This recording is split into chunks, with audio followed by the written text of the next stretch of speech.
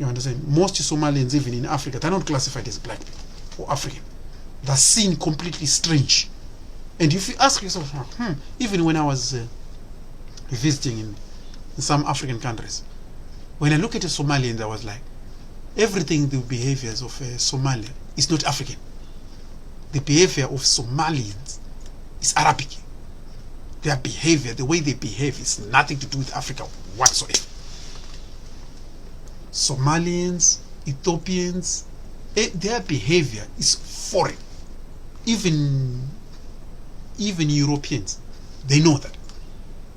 Europeans, if they see a Somalian, they don't treat Somalians as black, like me, like any other black person. No, they treat them completely separate. Why? They know exactly the bloodline. Like, these people belong to a Middle Eastern generic blood. They're treated like that, Somalians, if you look at it. Even in Europe, including in America, even in countries like America or in Europe, or in any European country, a person who is a Somalian or a Nigerian, or a person from Nigeria, or a person from Angola, and a person from Somalian, the person from Somaliland is treated completely different. They don't mind an Angolan. They don't mind a person from South Africa. They don't mind a black person from South Africa, Namibia, or Angola. They don't mind that. A Somalian, they treat the Somalian with complete caution. You understand? And it's the same thing even in Africa. Among black people themselves, you look at a Somalian, you'll be like, no. Something. These people, they carry the blood which is not African. Very toxic bloodline, which pretty much is toxic and poisonous to the lives of Africa. It doesn't matter even if you look the same. You understand?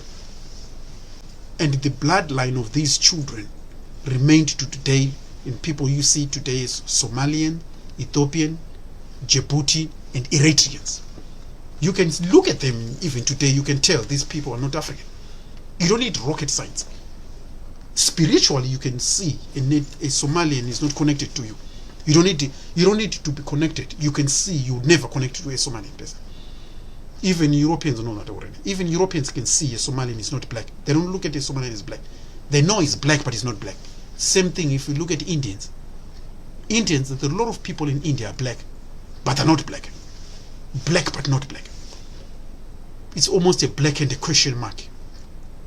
You understand? Black and a question mark. You go to India today, millions of black people, over 250 million people with black skin in Africa. Are they black? No. There are over 250 million people with black skin in India. I mean, I'm talking about India, in India. But are they black? No. Are they classified as Africans? No. Yet they've got black skin color in India. Why? For the forefathers. The moment you look at a Somalian person, they look black, but they're not. They're not.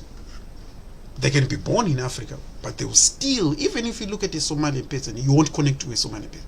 Why? They're the children of the invading Arab males. 600, 700, 800 years ago in Africa. Arabs came from north. Arabs used to rule North African countries. North African, native African countries. Until Europeans came in 600, 500 years ago. Until the colonization of Africa by Europeans, that's when the Arabs stopped. Because there was another colonizer now, European. They're the ones who stopped, actually, Arab colonization of Africa. Nigeria was under Arab. Arab males ruled Nigeria. Ruled a lot of Africans from Sierra Leone to North Ghana, down to Nigeria, Cameroon, down all African countries in the north were ruled by Arab countries, by the Arabs in the north, until Europeans came in and stopped them. That's why today you can take a Somalian today, take a Somalian and an Ethiopian, or a person from Djibouti, or an Eritrean, take their DNA, you are going to see Afghanistan, Pakistan, Syria, Iran, nothing to do with Africa. But the person is black. Take the DNA of a person and you realize, take the DNA of an Eritrean or an Ethiopian, take their DNA, you are going to find the DNA they have from their mother's side is going to be African, East African. Father's side is going to be Arab. Every time you take a DNA of a Ethiopian, Somalian, North Sudan, Ethiopian, Somalian, Eritrean, and Djibouti, take the DNA of these people. From the father's side is Middle East. From the mother's side is African. And that tells you these are children of the Middle East. You take the DNA from the father's side, you will be shocked. Many people have no idea.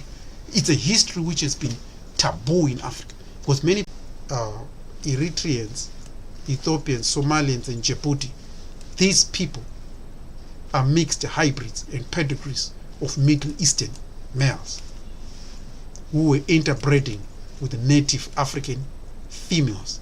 These African females for over 800 years ago, they're the ones with the native culture. They were the ones who have kept the African ethnic tribal cultures. But the children born, sadly, they were from foreign fathers. Most of them were Arabs.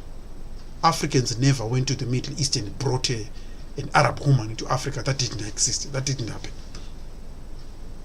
In fact, our females were the ones who were forced to breed and taken by force to foreign nations. So I think I've answered